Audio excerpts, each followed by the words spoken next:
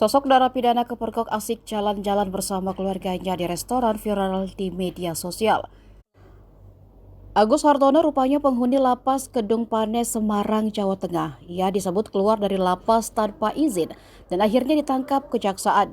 Kejadian itu ternyata terjadi pada pertengahan Januari 2025 lalu. Lalu siapakah sosok Agus Hartono?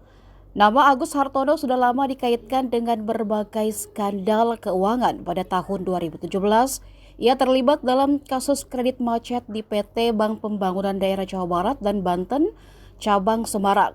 Modusnya cukup licik, menggunakan order pembelian palsu untuk mencairkan kredit. Akibat perbuatannya, negara merugi sebesar 25 miliar rupiah. Atas kasus ini, Agus dijatuhi hukuman 10 tahun penjara pada Juli 2023. Namun kasusnya tak berhenti di sana.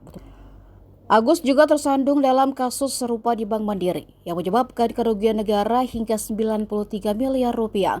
Awalnya ia divonis hanya 2 tahun penjara.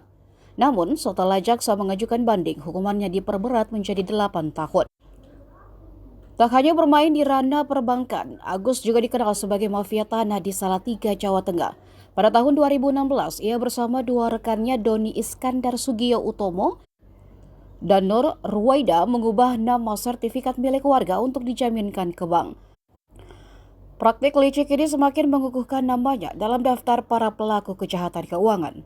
Download Tribun X sekarang, menghadirkan lokal menjadi Indonesia.